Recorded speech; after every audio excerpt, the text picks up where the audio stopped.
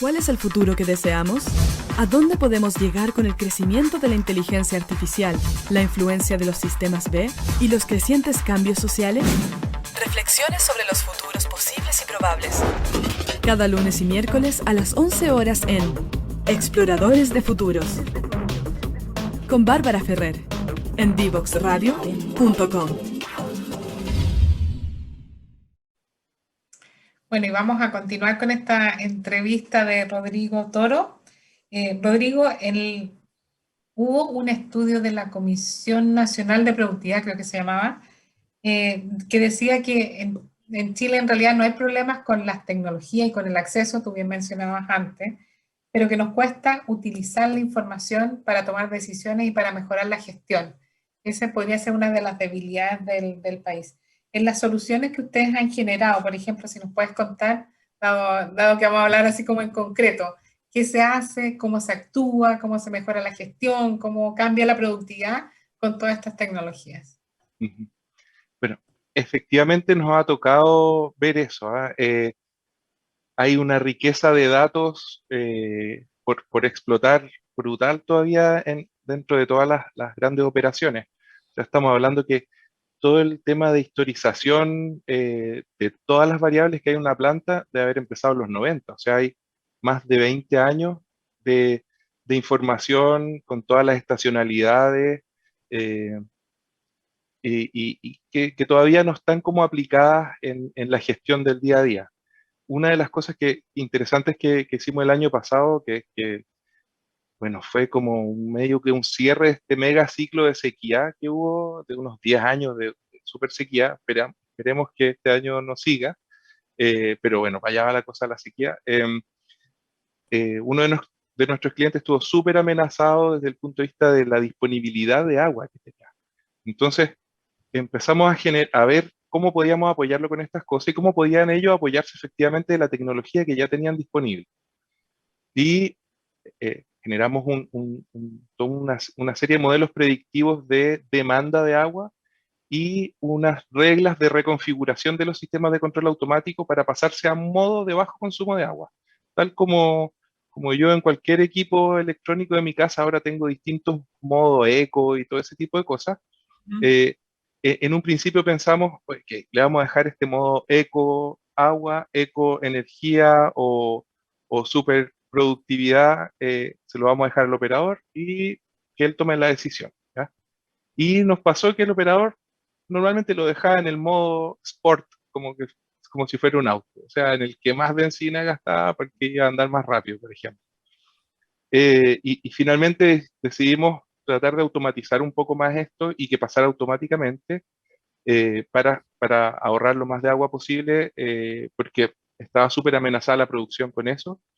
Y generamos este sistema de información que le entregaba a la gente toda la información de contexto de oferta y demanda de agua, pero además cerraba el lazo en los sistemas de control automático de ahorro de agua y generamos bueno, a la fecha hay un ahorro de más de 500.000 metros cúbicos de agua y creo que eso está ahí como en que se activa y se desactiva, eh, pero son esas micro cambios que de repente como ser humano no aprovechamos esas ventajas de mini ahorro que un sistema automático lo puede hacer sin ningún problema. Y son, Esas magnitudes son brutales para una persona, para un solo ser humano. Para una industria es una decisión sencilla, creo yo. se ve micro, pero no es tan micro, porque No, no es nada de también micro, la es verdad. súper cultural, ¿no? Así es. La decisión de automatizar o dejar la decisión a un operador es un gran tema. Ujú. De hecho, conversando con algunos colegas bien ecologistas y todo eso, me decían, finalmente la decisión de dejar prendido ese sistema va a ser cuando alguien que tiene la cultura en su casa de que, no sé, cuando está lavando los platos cierra la llave, mientras le echa jabón a las cosas, cuando ese tipo sea un gerente, ahí él no va a dudar en activar ese tipo de cosas, pero todavía estamos como en esa transición. Hay mucha gente que sí que se ha concientizado, pero nos falta un poquito todavía. Mm, así Y, es. y en general, también empezar a conciliar la producción con estas otras cosas, porque mientras nosotros podamos asegurar las metas productivas, podemos generar estos ahorros que son importantes. Creo Mira, que esa es una y más decisión que, importante. y más que los ahorros, un poco la economía sustentable viene con esa mirada de cuánto cuesta los recursos naturales realmente producir, por ejemplo, un cátodo. Cuánta Ah, agua se ocupó para producir un cátodo. Y entonces ujú, la trazabilidad de los metros cúbicos que se ocuparon en todo el proceso para llegar a ese cátodo es algo que se va a requerir optimizar, ¿no es cierto? Primero medir y efectivamente, segundamente optimizar para poder ser totalmente. competitivos en términos de economía sustentable y que nos puedan comprar ese cátodo, ¿verdad? Claro. Bueno, también nos ha pasado con, no sé, es bastante común ahora que las plantas que están en el norte de Chile, por ejemplo, tengan su propio sistema de desalación y Sí, donde ellos dicen, oye, el agua ya no es un tema para mí porque tengo toda el agua que necesito, sí, ¿cierto? sí. Y entonces no necesito ahorrar agua en mi planta porque el agua no es tema. Pero finalmente, si tú eres eficiente en tu ciclo de agua en la planta, puedes ahorrar de Claro, transportar agua que no vas a usar, o menos, no sé. claro. Siempre va a ser bueno gestionar bien los recursos naturales, creo yo. Ahorra energía también. El ahorro de Lo energía, mismo claro, para eso es lo que todo. les... Ujú. Claro. Y de hecho, por ejemplo, no sé, el puro sistema, el Water Supply System de Escondida consume igual o más que la planta. Entonces, Mm. es brutal. Claro. Transportar eso no es No sé, gratis, en el fondo. sí, no sé, porque a lo mejor si tú tienes la medición del agua solamente, no el costo de lo que estás perdiendo, o sea, si tuvieras en línea lo que estás perdiendo producto de, Esa es una de eh, las cosas que queremos empezar a trabajar con BHP específicamente.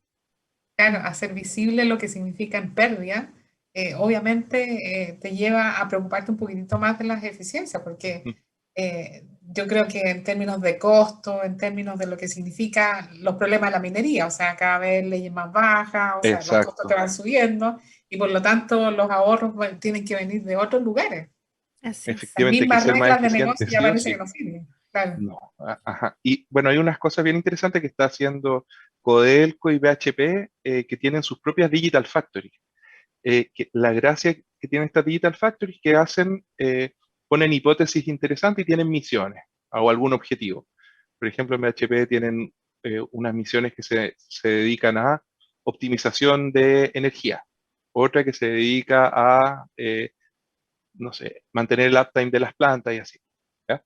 Entonces, ahí ellos van buscando como quick wins primero y establecer líneas bases, primero medir, después empezar a evaluar distintos como casos de negocio, pero que se ejecutan de manera muy ágil.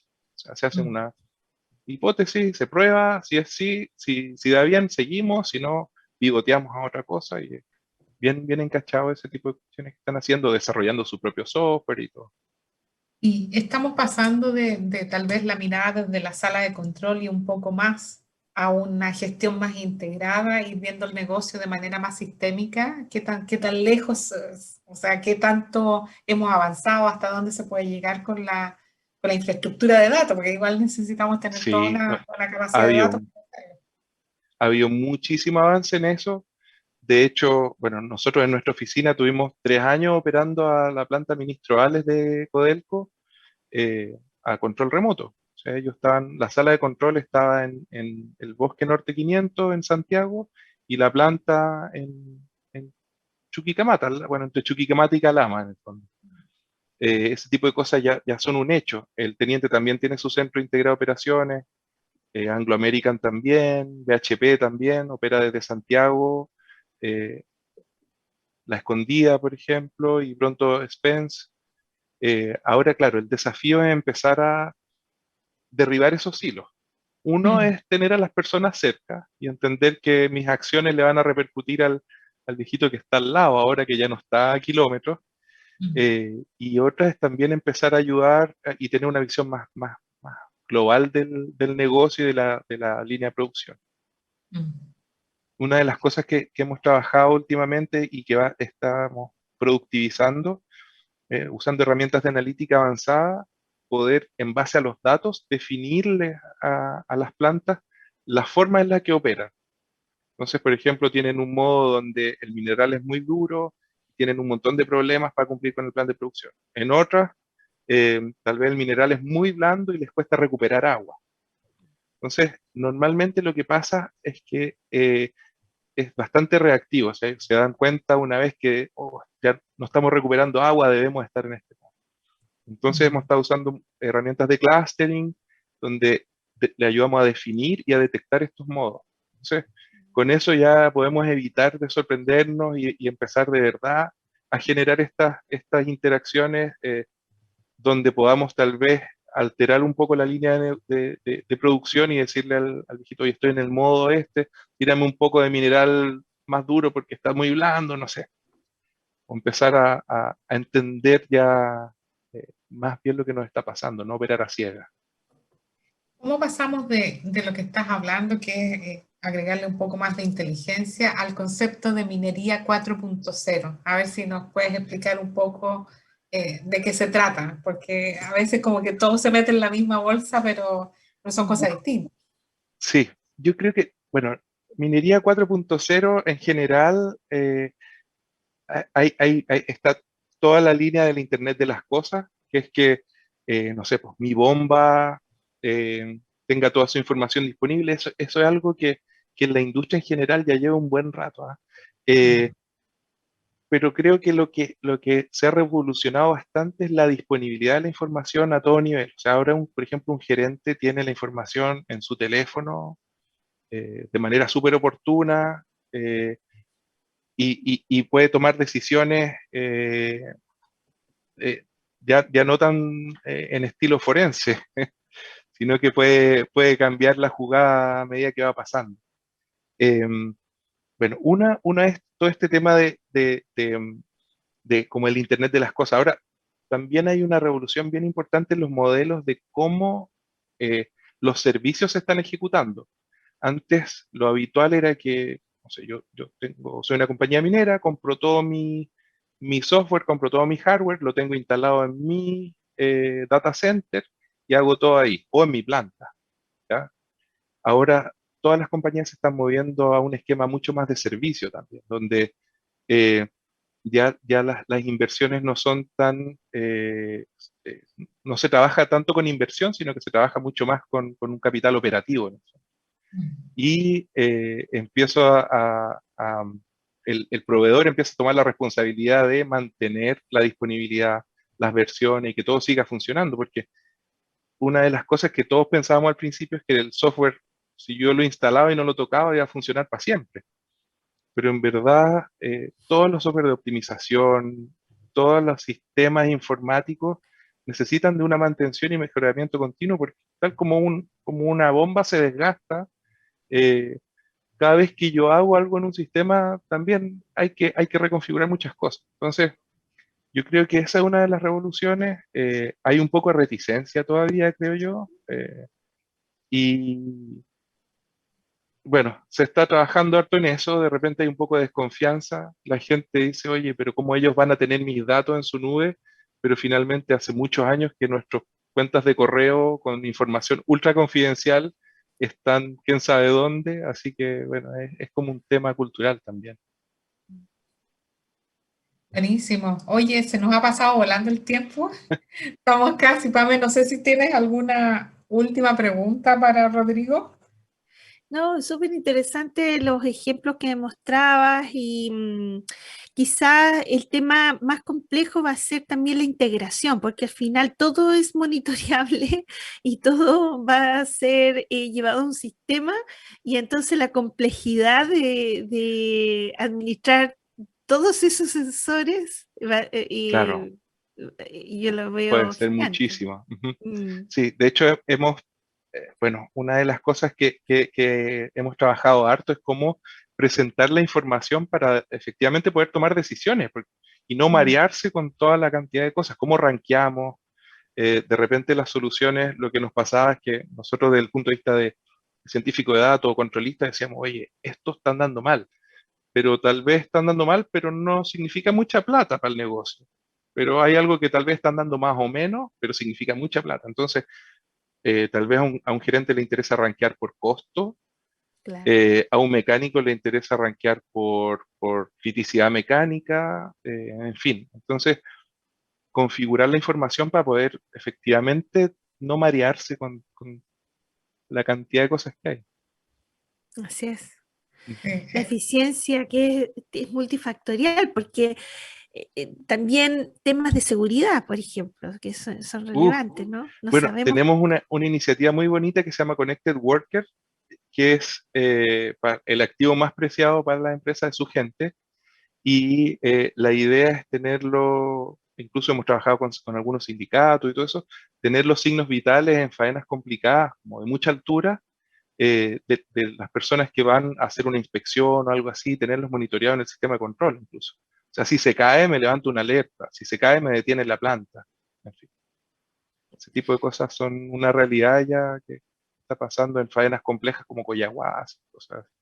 Así es, y eso lleva a un nuevo ambiente porque finalmente tienes un operador que va a estar conectado a cuántos sensores y está la complejidad de administrar eso también desde el punto de vista de Claro. seguridad y desde el punto de vista también del training que tiene que tener la persona. Es súper interesante cómo es súper transformacional esto, es un cambio de cultura, ¿verdad? Ujú, ujú. Sí, ayer me preguntaban en un seminario si qué pensaba de los datos y el acceso para investigación. Ah, ¿Cómo se está viendo eso? Porque hay todo un tema de discusión en si los investigadores pueden tener acceso a los datos con fines de investigación y sobre todo en ámbitos, por ejemplo, lo que mencionabas del agua, de la energía, que es un interés más O la salud. nacional y no, claro, o la salud, claro. Entonces, ¿cómo claro. lo ves que han habido discusiones? ¿Ustedes han tenido discusiones en ese ámbito o tal vez desde afuera, ¿no? Sí, bueno, nosotros, bueno, hay ahí todo un tema de tratos de confidencialidad y todo eso, hay que pedir autorización por todo, pero han habido algunas iniciativas muy interesantes, me acuerdo específicamente una de Codelco, que era un centro integrado de información, fue la primera iniciativa de decir, oye, yo quiero tener en un centro, en la casa matriz, toda la información de mis faenas disponible, tal vez para un consultor o para una universidad o para quien la necesite sin tener que pegarme el pique a la punta del cerro, para poder recién empezar a entender el problema. Por nuestro lado, sí, nosotros también cada vez cuando trabajamos con las universidades, con algún memorista o algo así, tenemos la suerte de nosotros estar conectados a las plantas y tener una cantidad de información brutal. Eh, pero claro, como un acceso mucho más mucho más amplio, yo lo que sé es que hay algunos challenges que se hacen en algunas compañías mineras como AMSA o BHP, donde ellos ponen unos sets de datos para explotar y dicen, oye, bueno, el que encuentra algo interesante acá se gana un premio o la posibilidad de desarrollar un producto. Pero no hay algo como tan institucionalizado de compartir esa información que es mucha y muy valiosa. Claro, porque tal vez como mencionábamos al principio ahí en la cortina de entrada, una de las barreras que a lo mejor pueden tener los investigadores en este campo es acceso a buenos datasets para Sí. poder hacer Claro, investigación. Y por lo tanto ese es un ámbito en el cual a lo mejor estamos al debe y deberíamos tratar de ir avanzando. Oye, Rodrigo, ha totalmente. sido una conversación súper interesante. Nos vamos a ir a nuestra última pausa musical y te queremos despedir y dar las gracias por haber estado acá con nosotros. Muchas gracias a ustedes por la invitación, Nancy, Pamela, gustazo conocerlas. Y bueno, si es que ven alguna posibilidad de colaboración, cuenten conmigo y con Honeywell en Chile para poder desarrollar, bueno, lo de los datasets yo creo que es algo bastante factible para Ah, empezar, mira qué bien. pero sí, lo que ustedes crean, cuenten con nosotros. Muchas Buenísimo, gracias. gracias. Ujú. Gracias, Gracias, gracias. Rodrigo. Vamos a la pausa entonces. Chao, chao. Yaima, Villa Rica y Lonquimay. Los gigantes dormidos y los no tanto. Con Cristian Farías. El programa Volcanes, terremotos y otros monstruos. Todos los martes y viernes a las 11 de la mañana en divoxradio.com.